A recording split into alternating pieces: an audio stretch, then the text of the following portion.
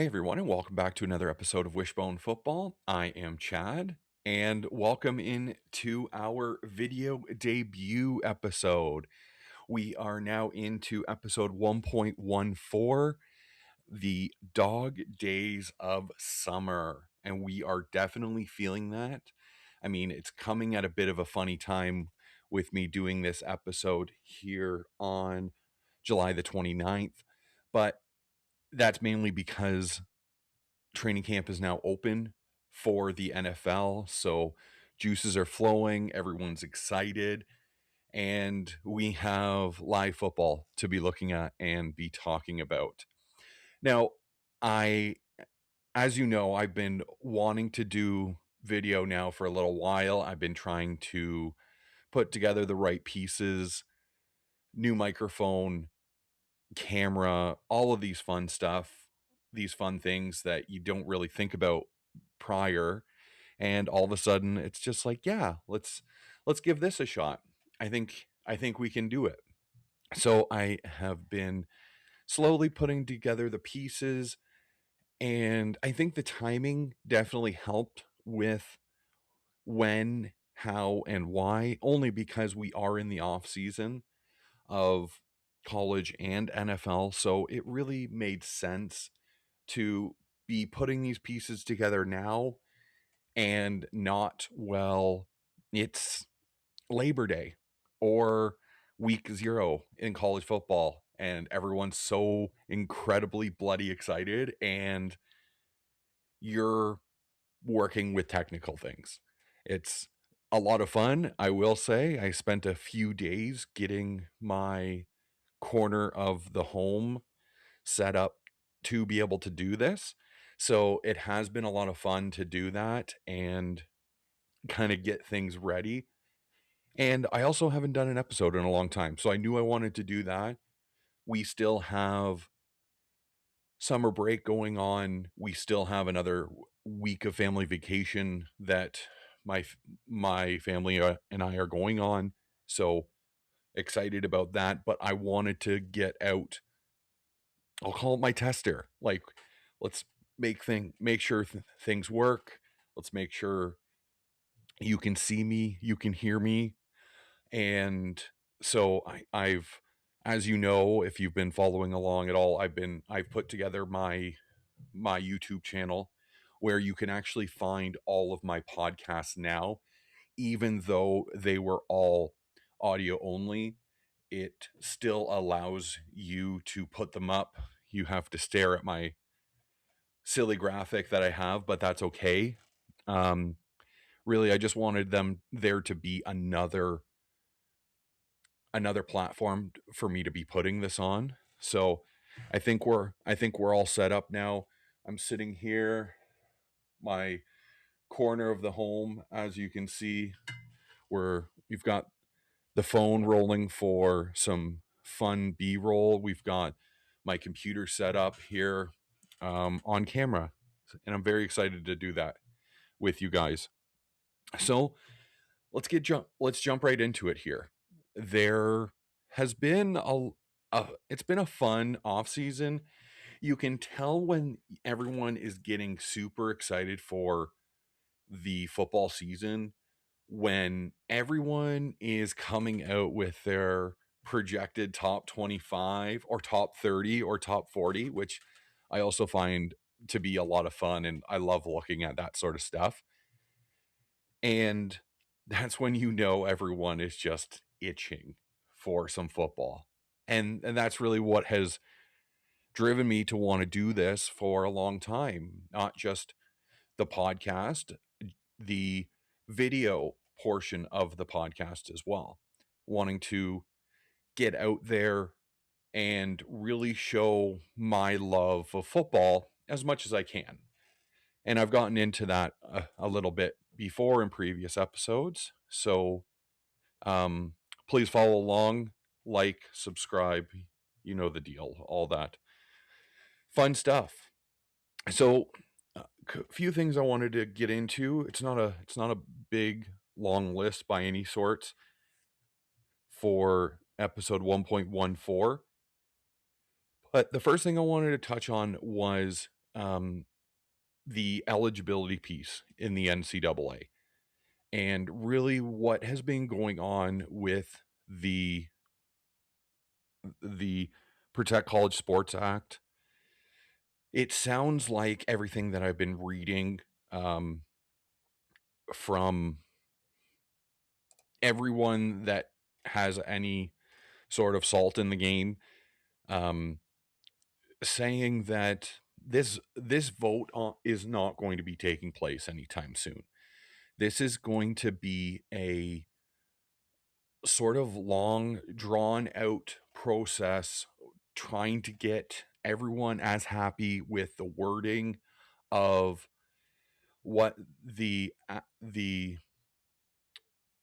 bill looks like, what sort of needs to take place in it, what people like, what people don't like. And so I think that's going to be something that we continue to talk about over the next 6 weeks, 6 months, 6 years, sort of thing. It could be a long, drawn out thing. So, the one thing that everyone seems to be on board with, though, is the 5 year eligibility. So, I wanted to get into that. And I think the reason that everyone's so on board with it is because of COVID. We saw that in COVID that anyone that was going to school through COVID was given another year of eligibility to make up for what may have been lost. And we're talking about the, I'll call them shortened seasons in 2020. I mean, they really weren't that shortened, but I mean, the NCAA did ultimately grant another year of eligibility to those players. So now that we're into going into the 20 into fall of 2026, those 5 year eligibilities are now sort of being taken away, and we've seen that with a lot of lawsuits, taking them to your local courthouse where your judge is probably their alma mater, your school. We saw that in the Brendan Sorsby case, a little bit different for eligibility purposes with his gambling on college football specifically and his team. But when it comes to what we saw from granting a 5th year of eligibility, basically every judge around the country is, yeah, okay, we're on board. Here you go. Take your take your 5th year of eligibility. And the NCAA does seem to be on board with that. So I've got a statement here that I want to read to you. This is coming from the D1 board of the NCAA, the board of directors. We are encouraged by the Division 1 membership's board support of the age-based eligibility rules. The design of the new rules, including its implementation strategy, was thoughtful and well informed, and there was unanimously support by the cabinet, including its student athlete members. The board has no plans to modify their application, notwithstanding a series of lawsuits recently filed on behalf of student athletes with no remaining eligibility. We look forward to ensuring that the age based eligibility rules are enforced consistently so that all institutions play by the same rules like all participants in sports. So essentially, what the age based eligibility then comes into play is you have 5 years from you entering school, and that entering school is the main piece that we need to be taking away on this, is that if you are going to a JUCO school for a year, that is a year of eligibility in the NCAA's eyes. And I think that's important for us to think about because that's correct. That's how it should be applied. And I don't really want to take away from any of the student athletes who have been fighting this, but I do think that that's a missed piece. Like, you are going to a college. Yeah, it's a junior college, but you are going to college and you're playing football.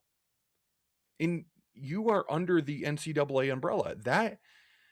That piece has always been missing in this, because that needs to be highlighted. And that's what the NCAA D1 board of directors has done.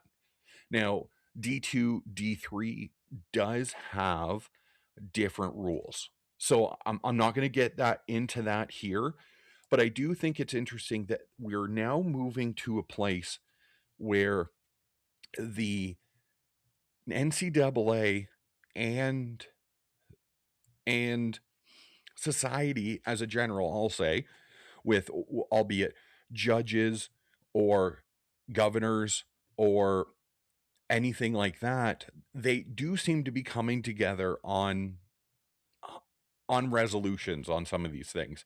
And I think the 5-year eligibility is a big piece to that, and something that we can use as springboard to move forward in other discussions. Now, that's notwithstanding the SEC and the Big Ten.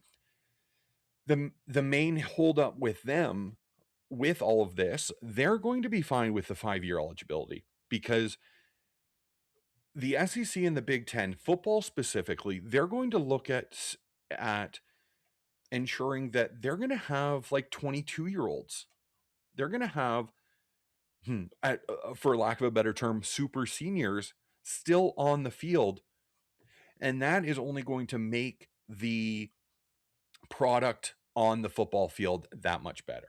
And in turn, also making the divide between a top tier Division 1 football program and the NFL that much closer. Because I think that's where we're heading. We're heading to the point where the D1 football top tier schools are and the NFL, and that gap is coming together a lot faster than what we think.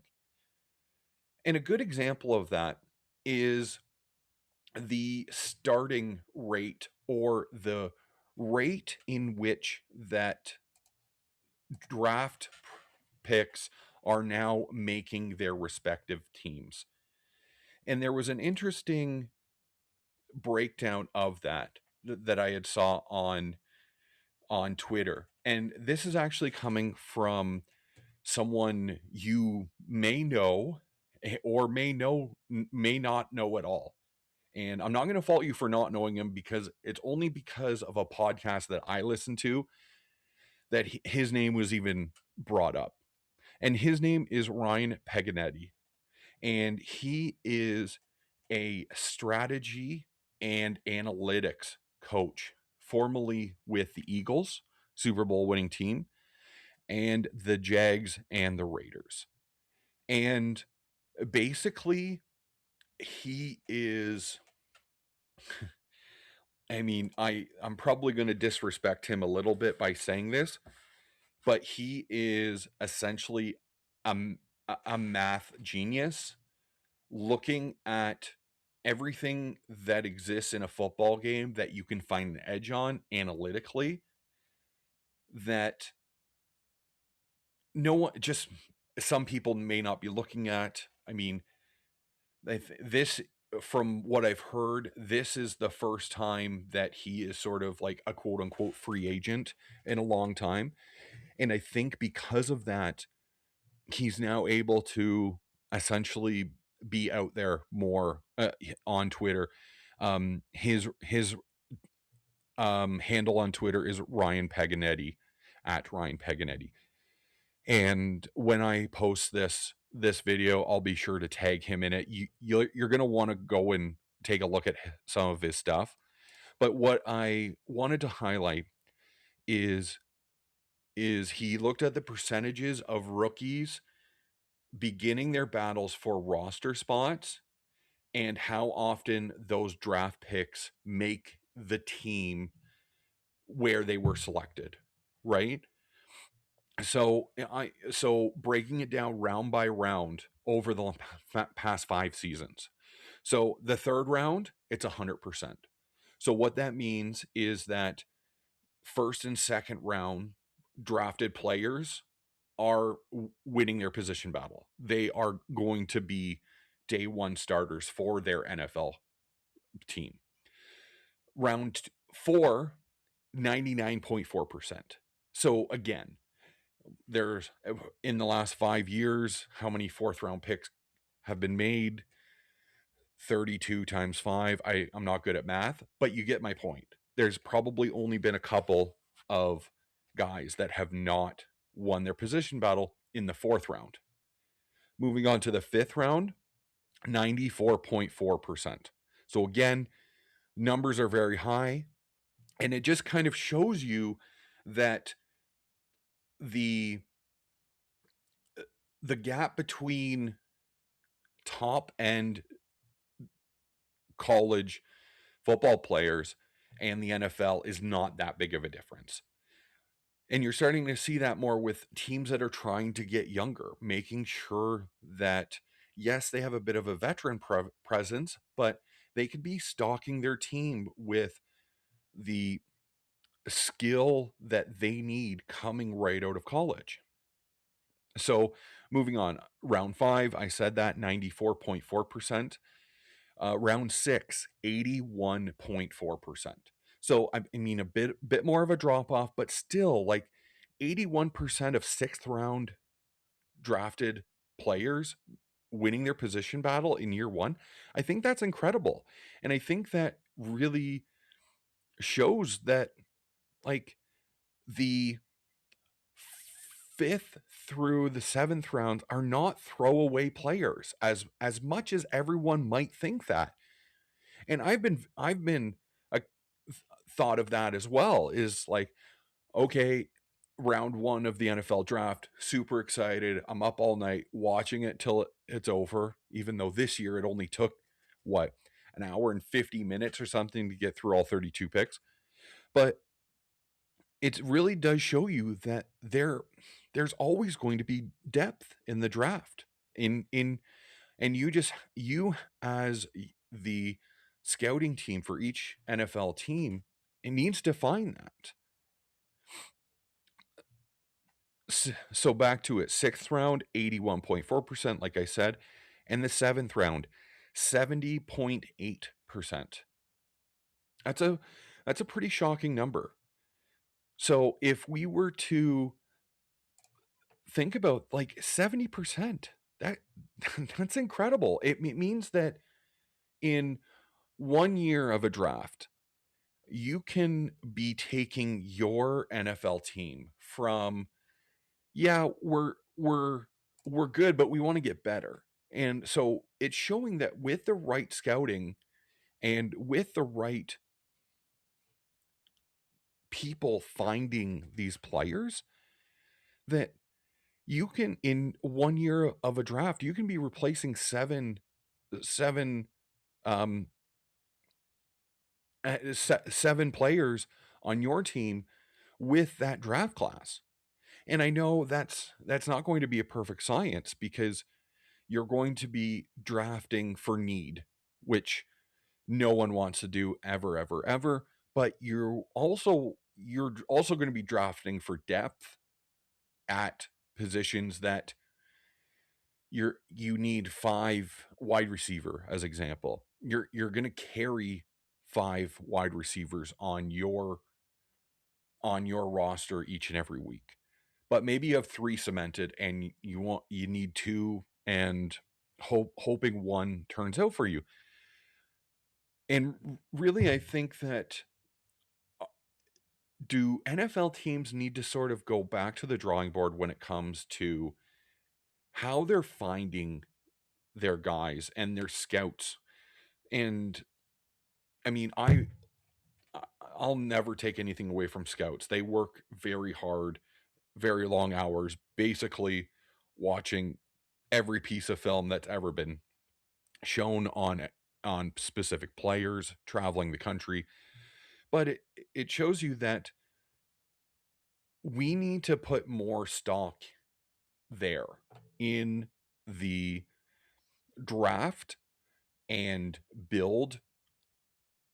building of players, rather than it's free agency. Let's go out and get a guy for that. And I'm not going to fault that, because that's always going to be a good way to go. Let's talk about the Los Angeles Rams as an example right now.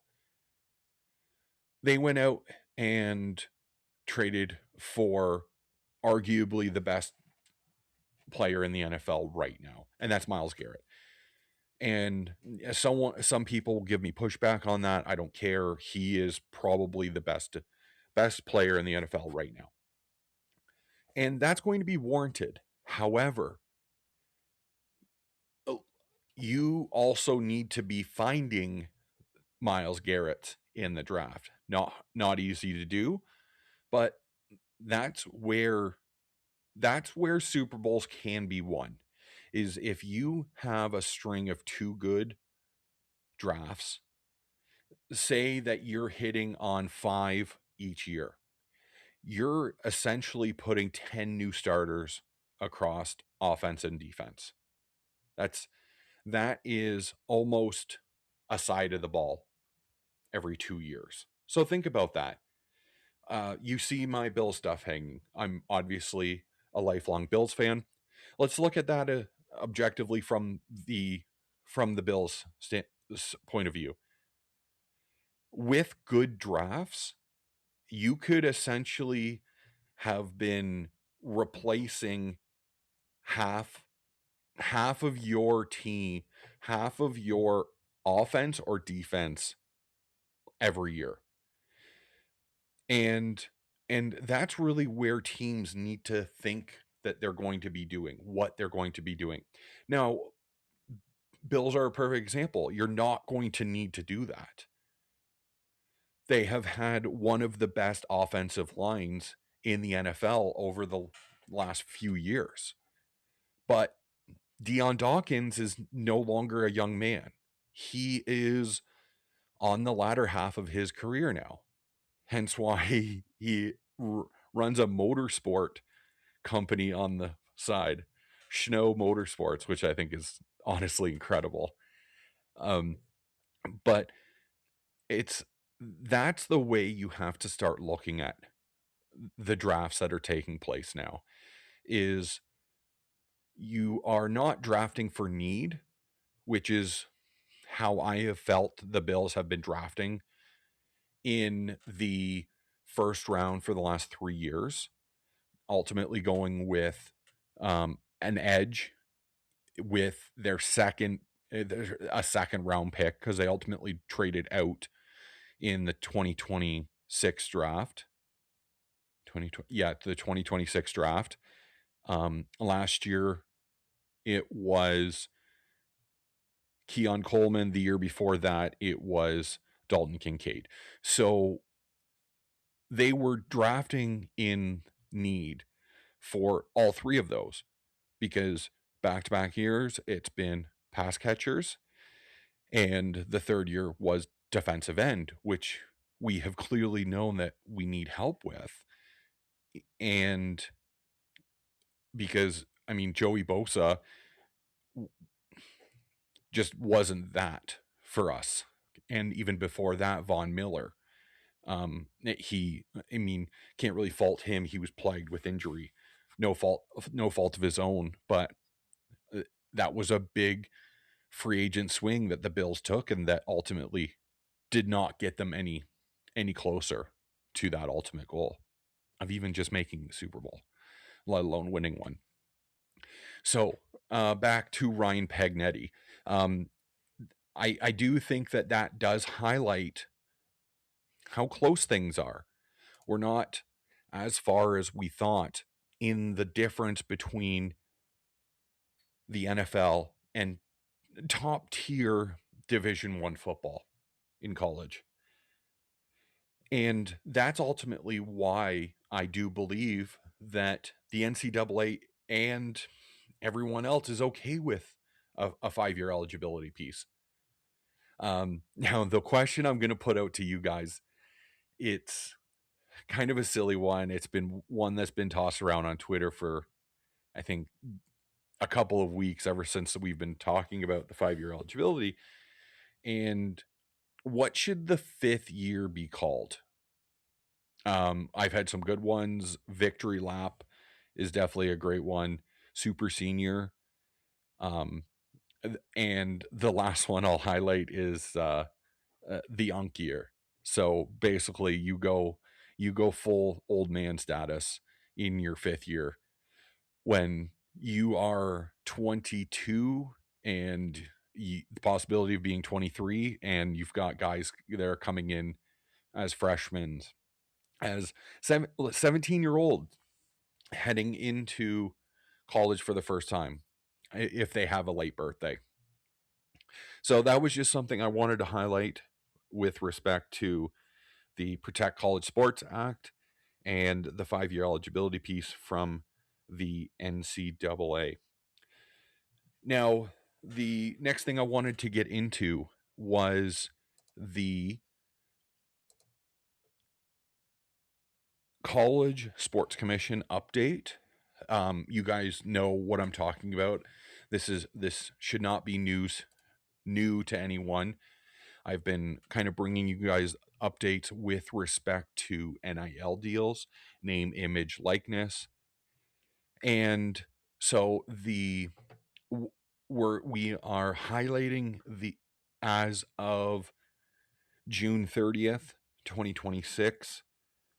There have been a total of 34,195 deals that have cleared the NIL Go platform. Those deals total $355 million. And that is an average NIL deal of $10,300. Pretty good.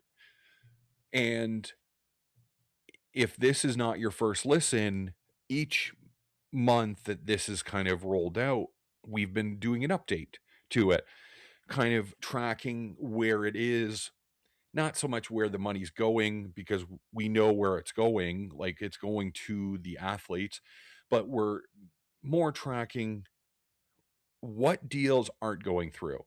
And that's always been a fun one for me to kind of keep an eye on. And so, in respect to that, we have had a total of 1,812 deals that have not cleared the NIL Go platform. And that is at a total of $89 million. And when we actually break that down into per deal on average basis, it's over $49,000 per deal. And so, like I've said before, this shouldn't be new to anyone. This is the more complex deals, I'll say. The ones that may look like they're on the up and up on the outside, but are you just getting paid $100,000 to be in a Buc-ee's commercial, which is cool. Buc-ee's, if you need someone, I have 5 years of eligibility left as long as this new deal gets passed through, and I am open to NIL deals. So hit me up. So $49,000, I mean, that's a lot. So those are the deals that the College Sports Commission is spending a little bit more time going through and sort of making sure that they aren't questionable. They aren't they aren't nonprofits pushing money to an NBA player as an example. Like, hey, we're going to pay you less, but like we'll kick you 10 million out the door here. So that would I guess I shouldn't take any shots at my own basketball team being a Raptors fan, but I mean, it is kind of funny that trade is still pending, but you are here for football. So as we've seen progressively and progressively is that these deals are a lot more money. As we know, like that shouldn't be a that shouldn't be a shock to any of us, because like it's a lot of money. And with some of what is being reported in the way of NIL valuations for some players, especially in D1 football, I think I saw a number thrown out in the $5 million range for a quarterback in a Big 12 program. Like I'm it's absolutely crazy money, but we also see where the money is coming from now, which is something that we've never had before. And I'll touch on that briefly. I don't want to spend too much time, because I ultimately probably will get into it deeper. But I'm talking about the JP Morgan Chase um, jersey logo for Ohio State. Um, we thought that this was going to break the internet. $15 million annually from JP Morgan Chase for jersey patches for Ohio State. That was it. It was going to be incredible. So much money. Oh my God. How can you give that much money to put what is honestly the smallest logo on an Ohio State jersey? But then it gets broken. The bubble breaks again, and Notre Dame announces their jersey logo with SoFi at a reported 18 to $20 million annually. And it's just incredible. And I mean, I'm not going to hide it. I'm a Longhorn fan. I will be objective about the Longhorns, but are they looking at $25 million annually for jersey patches? Now, let me be clear on this as well. This is not just football. This is going to be football, basketball, volleyball, swim team, lacrosse, anything that school is doing. It's going right across all of the athletics. So it's not just going to be for fun, for football, we should say. So that's now that we know where the money is coming from, we can track it a little bit more. But I mean, I still think we're years away from being able to track it like we are with the NFL. Like the NFL, like they're the reports have come out about annually what each NFL team had made last year, and the number is in the neighborhood of like $473 million. And you just think about that, and it's just like, I wonder what Notre Dame brought in football last year across everything, or Michigan, or Oregon, or Texas. You know what I mean? Like, and that's when it will become easier to track that and try and pinpoint, okay, well, if Notre Dame football brought in $300 million last year in revenue, how much are they spending on their roster? And then I think that's where the economics are going to come in a little bit more for us, and we'll be able to sort of try and pinpoint a better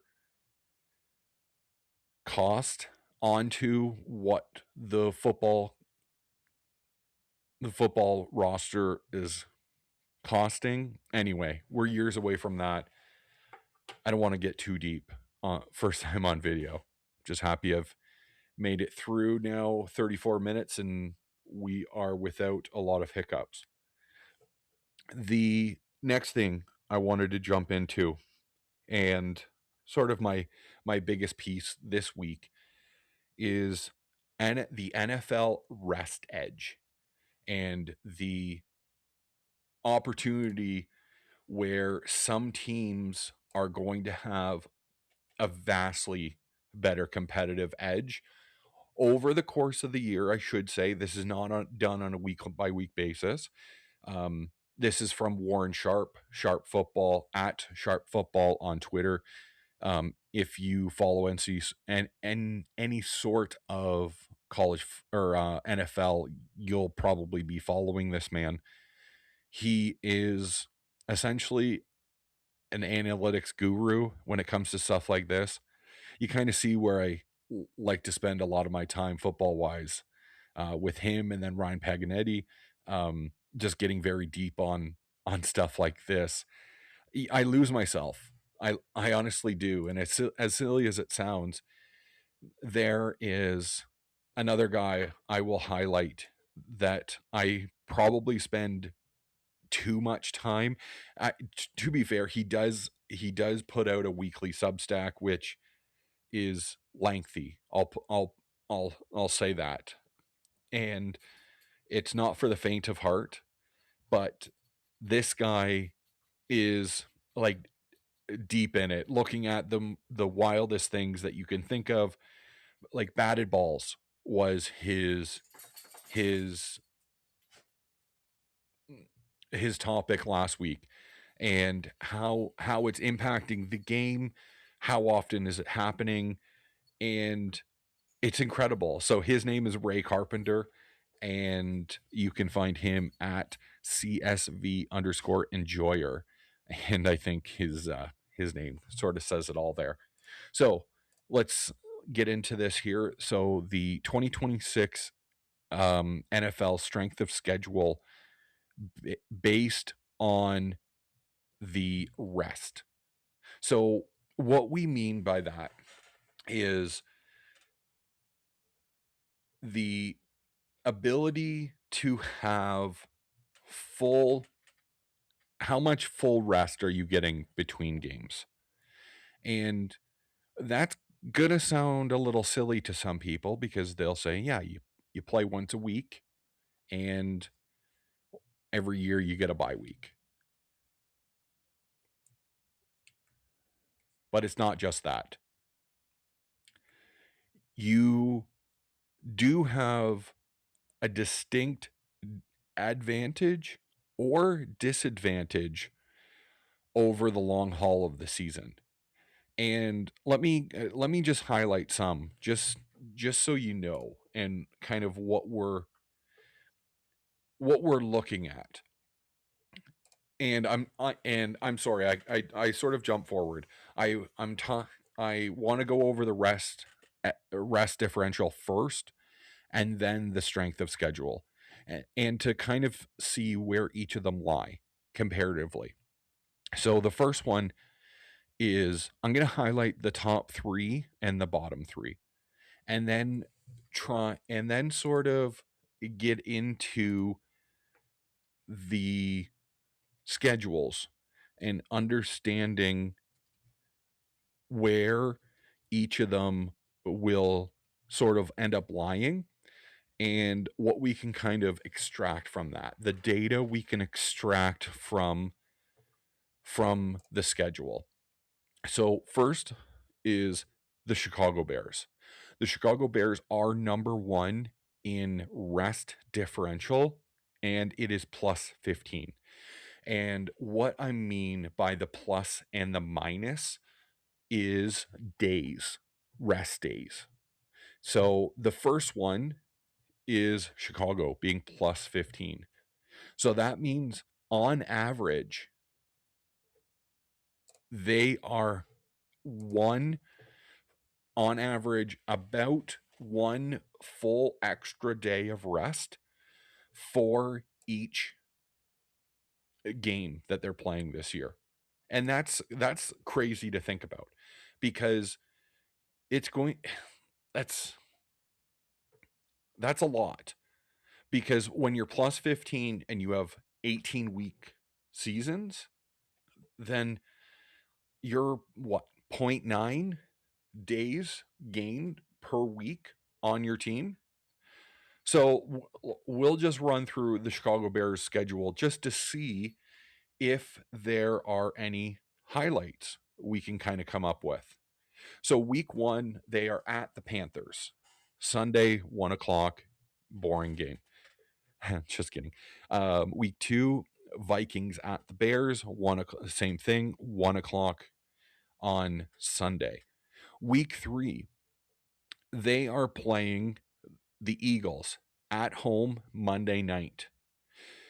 Now, when we think about how we should be looking at this, we should also be looking at what the opposite team is going to be giving us as well. So let me get into the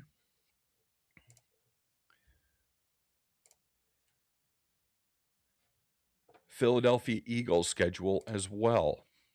And that will give us a good idea of the comparison and how we kind of move through this process together. So we are looking at week 2 for the Eagles. So they are playing also week 2, Sunday, 1 o'clock, and then Monday at the Chicago Bears.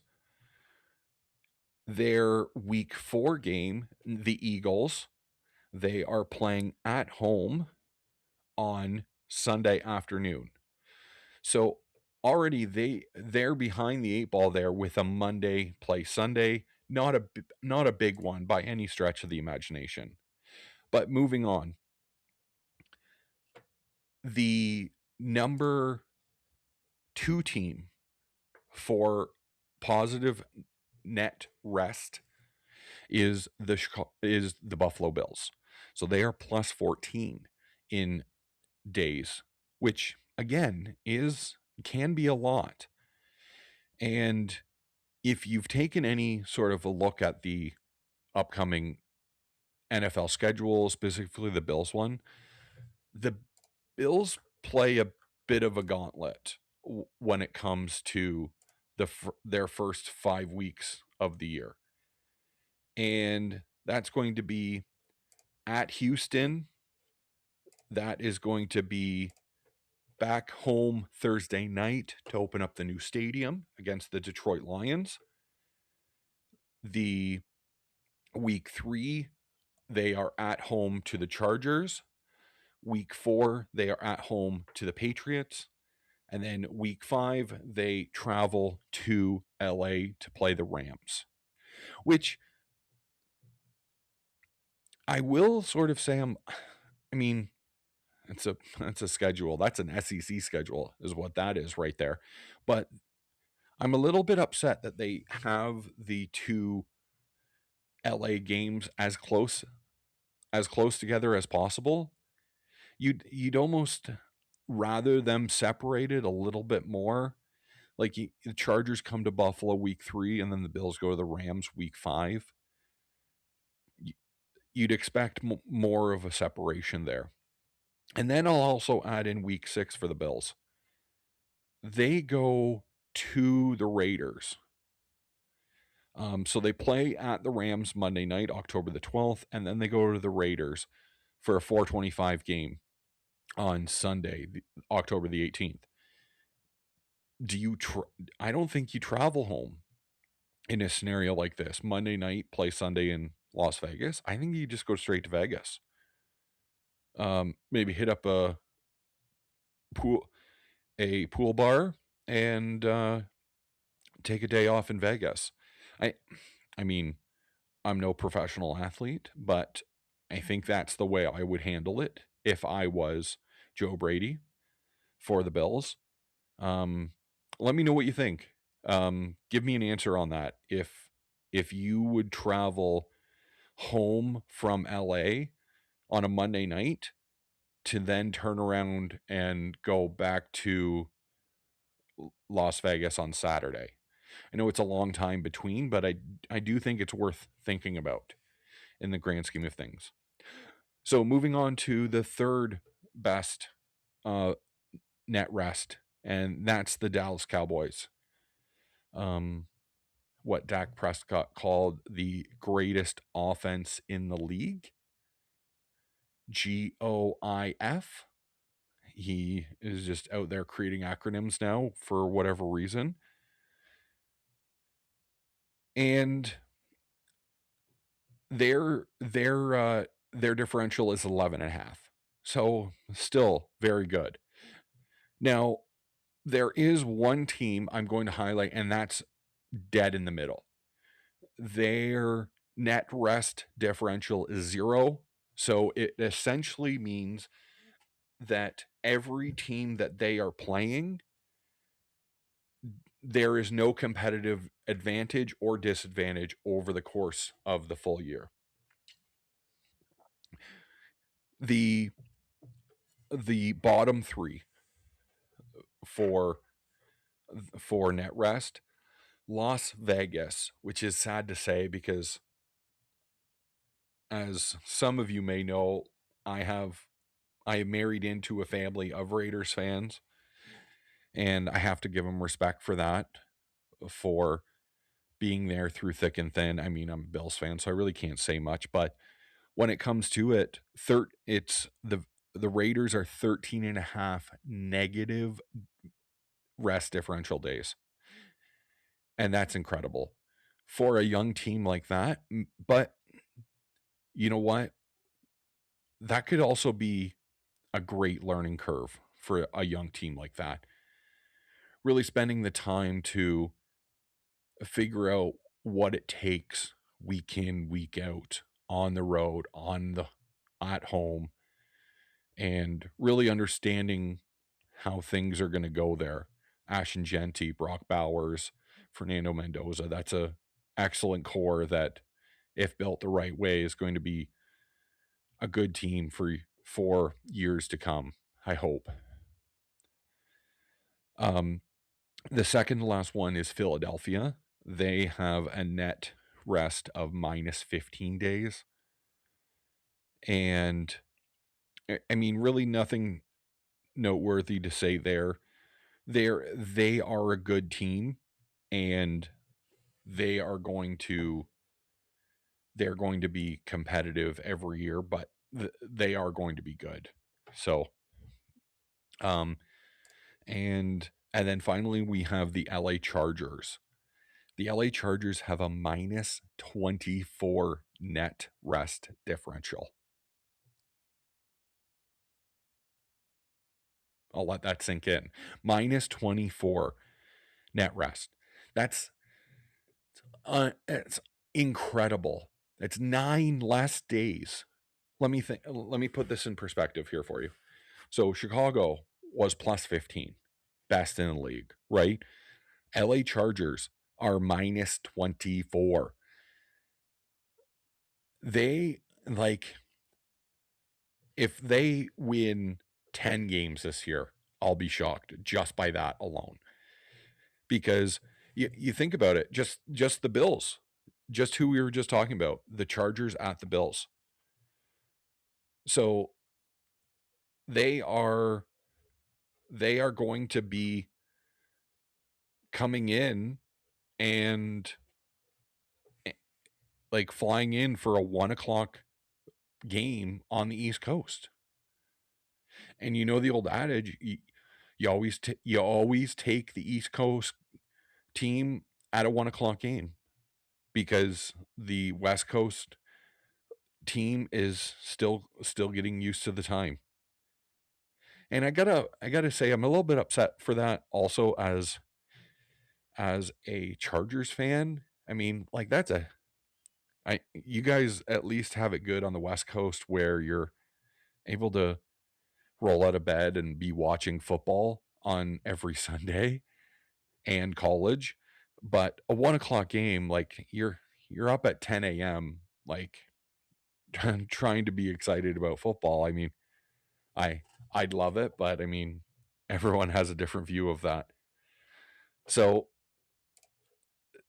yeah, so finally, LA Chargers, the last one, minus 24 in net rest differential. It's incredible to think about, because it can be playing a role in these games. Like the Bills, I hate continuously bringing up the Bills, but I haven't been into the schedule that much outside of the Bills, for that purpose.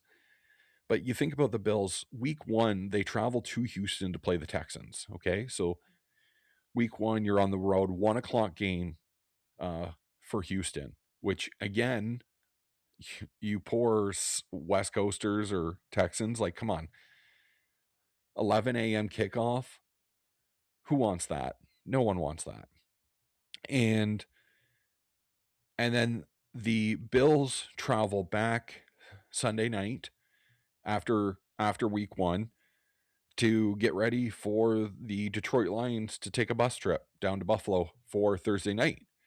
And so Texas 1 o'clock game, you're probably home by midnight on Sunday.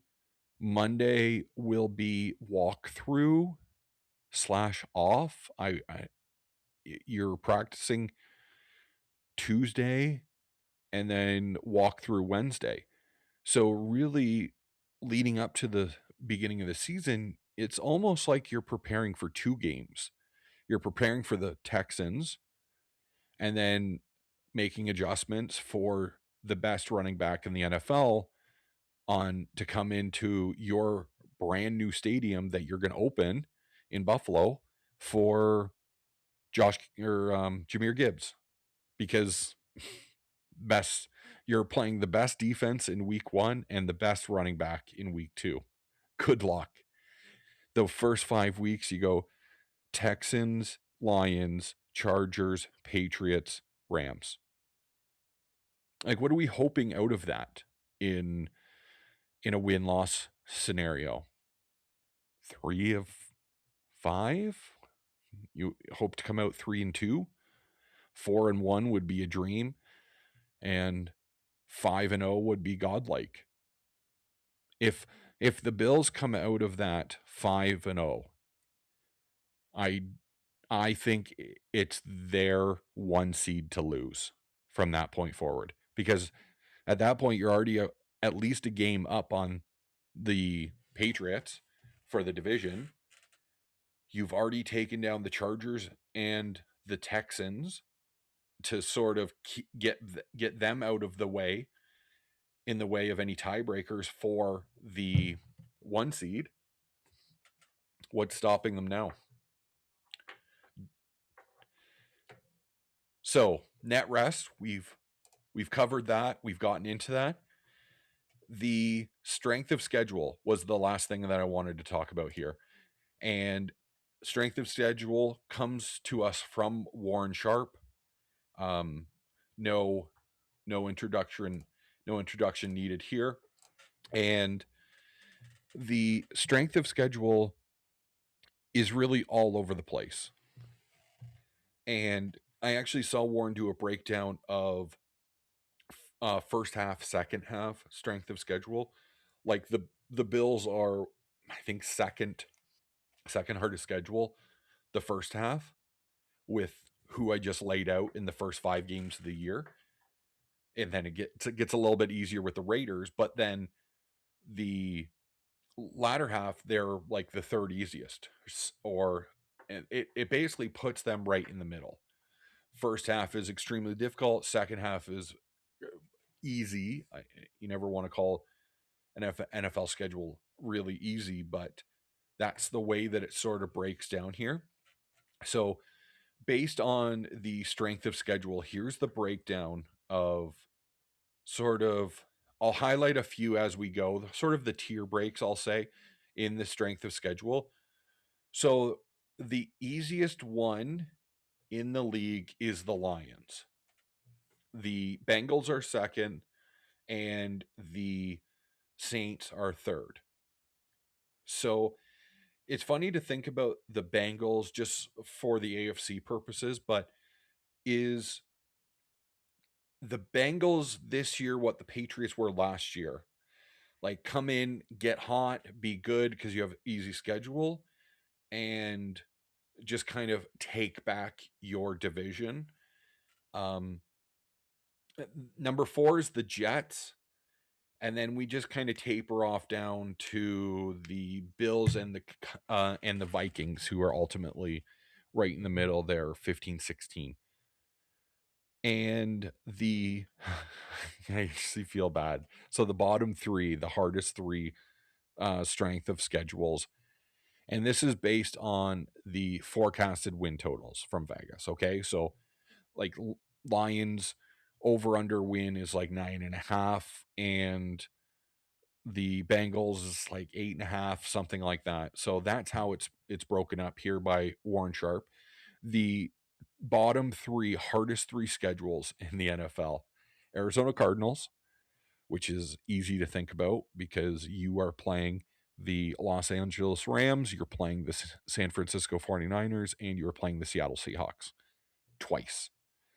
That like your in division games are probably the worst three in the NFL right now in with that schedule.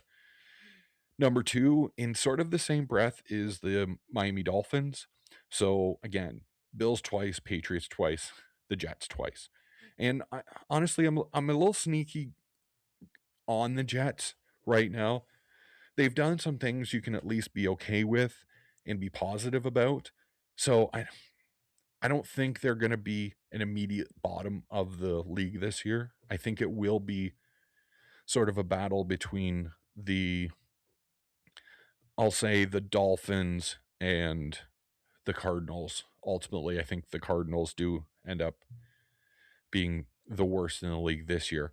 But then the third worst schedule this year is Carolina, which I think it's just more based on divisions they're playing this year more than anything else. But you can't sort of be upset and feel bad for them. Um, it's just the way it happens every few years. Same again. I hate going back to the Bills, but it's the schedule. I know Bills are playing the AFC South and the um, NFC West this year. So that's really what is making the Bills schedule hard. They just seem to be cramming it all in the front half of the season, which is unfortunate, but it's either going to make or break them. So the only other thing I wanted to highlight here before I get you out of here is Yahoo's announcement with college football fantasy. I love fantasy football. I am not too ashamed to say that at all because I spend too much time doing drafts, doing fantasy football, weekly pick 'em. I love any of that. It's a lot of fun. And it was about, when did they make this announcement? July 9th at 9 a.m. Um, college fantasy football is now on Yahoo, and I am very excited for that. I'm already a Yahoo fan. Don't get me wrong, I have all of them: Yahoo, um, ESPN, NFL. I use all of them. Underdog for drafting and for fantasy football, but Yahoo is always the one I kind of keep around, if that makes sense, throughout the full year. I mean, I have them all, and it just becomes, are they on my home screen or are they buried in a pile of other apps in the back of my phone? But like Yahoo, even for me, I do baseball fantasy as well, and that's who I go to for it. So I'm very excited about fantasy college football, and I'm sending out an invite. I would like to be able to put together a league or a couple. Um, and I don't even want to say for money because I don't think we need money. I don't think money needs to motivate us in a time of college football fantasy coming back. I think I'm just more excited for it, and so I want to open it up. I want to open it up to everyone else who wants to join me in doing college fantasy football. You can find me here on YouTube. You can find me on Twitter at Wishbone FB. You can also find me on Instagram at Wishbone Chad, and reach out. I'm open, ask me questions. Give me feedback. I want to hear it. I really do. It's the only way I'm going to get better. And I really hope that my first sort of video stream here in the corner of my basement turns out to be where I want to spend some time talking about football with you, and hopefully talking about football with other people as well as we continue down this road of my envision of what Wishbone Football could and should be down the road as we roll into the college football season. I also love that July 29th and camp is opening, and we're excited. There's football to watch. We got Malik Neighbor highlights, and everyone's freaking out over dynasty and drafting and where should I take them, or should I take them at all? So I think that's where I'm going to wrap things up here. I really want to thank everyone for giving me a watch, giving me a listen, because you're going to find me on YouTube. You're going to find me on Apple Podcasts. You're also going to find me on Spotify. You can find me wherever you are listening to podcasts or watching them on YouTube. Like I said before, I have a Twitter and Instagram account. Twitter is at WishboneFB and Instagram is at WishboneChad, where I'm going to be posting videos of my podcasts, both video and in audio only form. So that does it. That wraps it up. I really want to thank everyone, and thank you for giving Wishbone Football a listen, and you have a great day.